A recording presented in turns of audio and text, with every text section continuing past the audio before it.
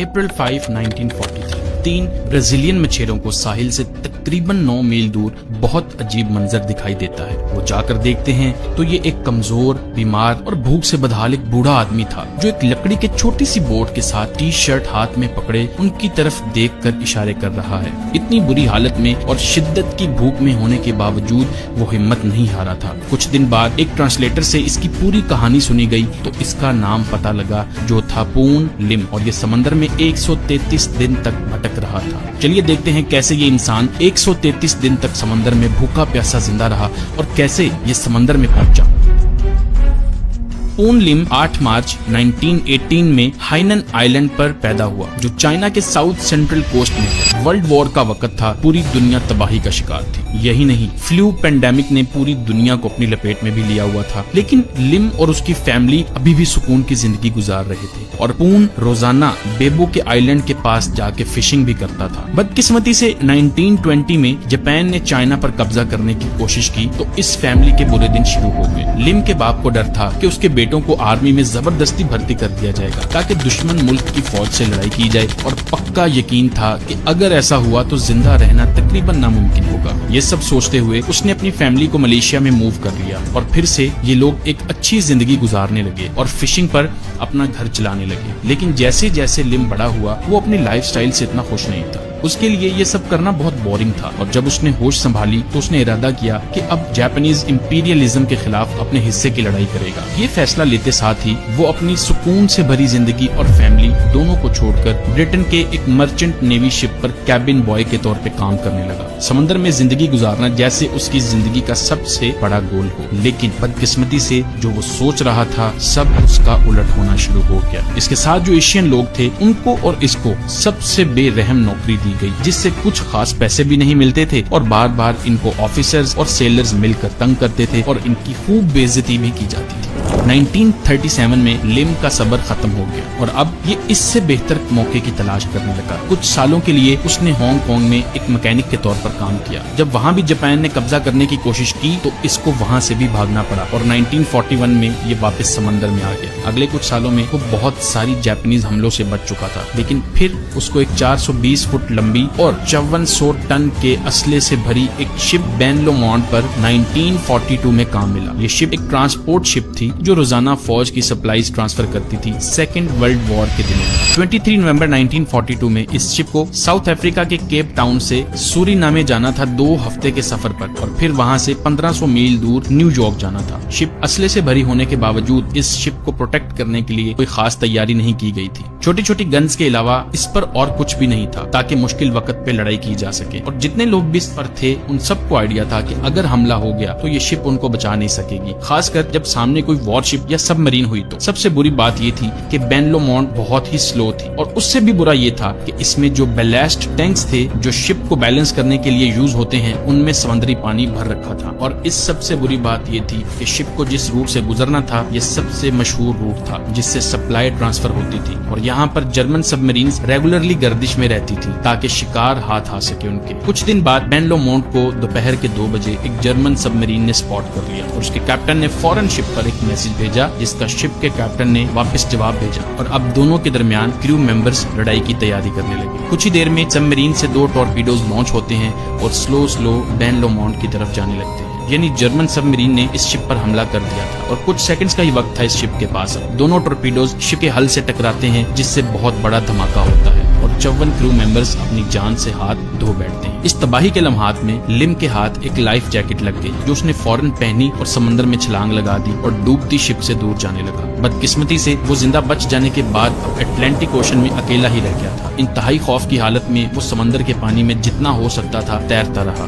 लेकिन आखिरकार थक के रुक गया। उसी वक्त उसकी नजर एक 8 बाय 8 फुट के एक छोटे से लकड़ी के राफ्ट पर पड़ी जो बिल्कुल सही सलामत था और उस पर था भी कोई नहीं। रात का वक्त हो गया और उसको दूर दूर तक कुछ न दिखाई दिया। इस वक्त उसके सबसे पास जो खुश्क जमीन थी वो साउथ की तरफ 250 मील दूर थी और पानी की वजह से ये राफ्ट मुसलसल नॉर्थ की तरफ जा रहा تھا جدھر برازیل تھا، لیکن وہ 500 میل دور۔ لم اپنے رافٹ پر بیٹھا وقت گزارنے لگا اور بار بار دور دور تک نظر دوڑاتا رہا، لیکن کوئی زمین یا انسان اس کو نہ دکھا۔ اب اس کو اس بات کا یقین ہو چکا تھا کہ اگر اس کو زندہ رہنا ہے تو جو کچھ وہ کر سکتا ہے اس کو کرنا ہوگا۔ قسمت سے رافٹ پر ایک چھوٹی سی سروائیول کٹ تھی جس میں ایک فلیئر گن تھی، 2 الیکٹرک کوکنگ پاٹس، ایک ٹوٹی ہوئی فلیش لائٹ، کچھ چاکلیٹ بارز اور ایک شوگر کیوب کا بیگ، اور ساتھ میں ایک 11 لیٹر کا گیلن جس میں صاف پانی تھا پینے کے لیے۔ شروع میں لم نے سوچا تھا کہ اس شپ کے غائب ہو جانے پر مرچنٹ نیوی حرکت میں آئے گی اور ایک فل سکیل آپریشن بھی کیا جائے گا بغیر کسی قسم کا انتظار کیے، لیکن اسی وقت اس کے دماغ میں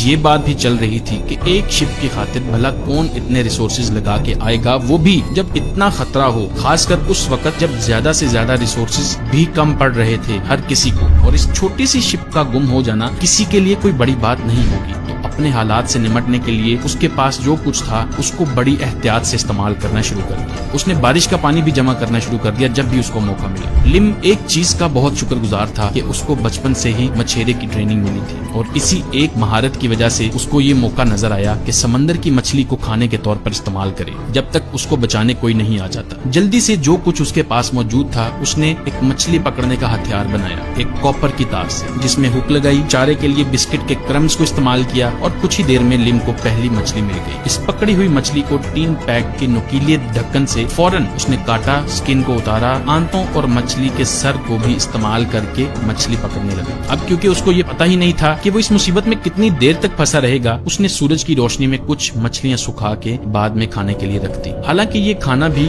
اس کے لیے کافی نہیں تھا، لیکن کسی نہ کسی طرح سے وہ اپنے کھانے پینے کا انتظام ایسے ہی کرتا رہا جب تک کہ اس کو ریسکیو نہ کر لیا جائے۔ آنے والے دنوں میں لم کو بے رحم طوفان کا سامنا کرنا پڑا، جس کے ساتھ چلنے والی سخت تیز ہواؤں سے کئی بار اس کا کھانا اور ساز و سامان پانی میں جا گرتا ہے، کیونکہ اتنی تیز لہروں میں رافٹ بہت ہی تیزی سے پانی میں ادھر ادھر موو کرنے لگتا تھا۔ ایک وقت تک تو وہ بھوک اور پیاس کی وجہ سے اتنا بیزار ہو جاتا تھا کہ اپنی آنکھیں تک کھولنا مشکل ہو جاتا تھا اس کے لیے، اور ابھی تو چیزیں اور بگڑنے والی تھی۔ گزرتے دنوں کے ساتھ ساتھ مچھلی ملنا بھی کم ہوتا گیا، یہاں تک کہ کئی دن تک کوئی ایک مچھلی اس کے ہاتھ نہ لگتی۔ اب وہ اپنے رافٹ کے ارد گرد آنے والے سی برڈز کو ہی پکڑ کر کھانے لگا، جن کو کچا کھانے سے وہ بہت ہچکچا رہا تھا، لیکن ان کو سورج کی روشنی میں خشک ہونے کے لیے رکھ دیتا تھا تاکہ بعد میں کھا سکے۔ جو حصے وہ نہ کھا سکتا ان کو چارہ بنا کے مچھلی پکڑنے کی کوشش میں لگا رہتا۔ کئی بار وہ اپنے رافٹ سے نیچے بھی گر جاتا تھا کیونکہ لکڑی بہت سلپری ہو چکی تھی، اور اس رافٹ کو کھو دینے کے ڈر سے ہی ویسے ہی اس کی آدھی جان نکل جاتی تھی، لیکن جیسے تیسے کر کے وہ واپس رافٹ پر چڑھ جاتا تھا۔ اس سب میں اس کی بھوک اور پیاس آخری حد تک جا پہنچی۔ سورج کی روشنی میں مسلسل بیٹھے رہنے کی وجہ سے اس کی سکن جل چکی تھی پوری طرح سے، اور بار بار اس کو سی سکنس بھی ہوتی رہتی تھی۔ اس سے بھی بدتر یہ تھا کہ کئی بار اس کے سامنے سے شپس گزرے لیکن اس کو نہیں بچایا گیا۔ ایک بار تو صرف اتنی ہی دوری پر جتنا کسی پتھر کو ہاتھ سے پھینکا جا سکتا ہو ایک بڑی فریٹ شپ گزر رہی تھی، یہاں تک کہ کرو کے لوگ ڈیک پر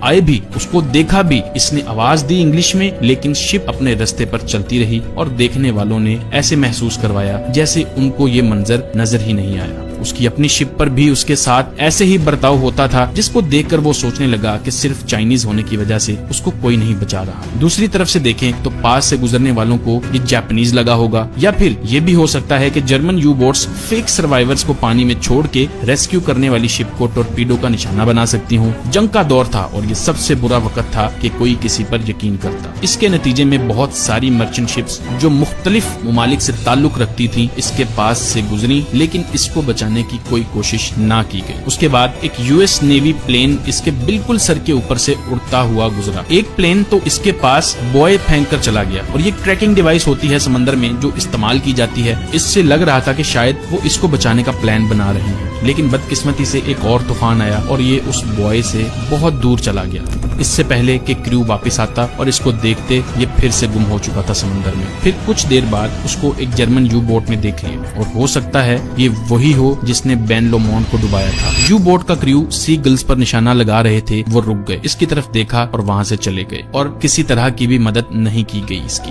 یہ سب ہوتا دیکھ لم کو اب کسی سے کوئی امید ہی نہیں رہی، اور وہ یہ جان چکا تھا کہ اب بس وہ آہستہ آہستہ بھوک یا پیاس کی تکلیف میں ادھر ہی مر جائے گا۔ یہ اس کی زندگی کی سب سے برے لمحات تھے۔ پھر قسمت نے پلٹا مارا اور اس کو ایک چھوٹی سی امید نظر آئی۔ اس وقت وہ صاف شفاف پانی سے گزر رہا تھا، جو اتنا صاف تھا کہ اس کو فشرمین کے دن یاد آ گئے، جس سے اس کو پتا لگ گیا کہ پانی پانی سے لینڈ دکھ رہی ہے، مطلب وہ لینڈ کے پاس آ رہا ہے۔ پھر 5 اپریل 1943 میں 133 دن بعد اس کو اپنی طرف آتی ہوئی ایک چھوٹی سی فشنگ بوٹ نظر آئی۔ کچھ گھنٹوں میں اس کی زندگی کے برے لمحات ختم ہو گئے۔ اس کو 3 برازیلین مچھیروں نے ریسکیو کر لیا۔ تقریباً 19 ویکس تک لم اٹلانٹک اوشن میں زندہ رہا۔ اس کو 20 کلو وزن بھی کم ہو چکا تھا کیونکہ نہ اس کو پراپر کچھ کھانے کو ملا نہ پینے کو۔ 1 مہینہ ریسٹ کرنے اور کھانے پینے کے بعد اس میں کچھ جان آئی۔ اس وقت وہ برازیل کے ہاسپٹل میں تھا اور ڈاکٹرز نے کہا کہ اب وہ ٹھیک حالات میں ہے۔ جب اس کی سٹوری کا دنیا کو پتہ لگا، یہ عام سا انسان ایک انٹرنیشنل سینسیشن بن گیا۔ اس سٹوری سے پیسہ بنانے کی خاطر برٹش کاؤنسل نے لم کو 1943 میں لندن بلوایا۔ وہ کچھ دیر کے لیے رستے میں میامی اور نیو یارک میں بھی رکا اور بعد میں برٹش امپائر کی طرف سے اس کو مرچنٹ نیوی میں سروس کرنے پر کنگ جارج 6 کی طرف سے میڈل بھی دیا گیا۔ یہی نہیں،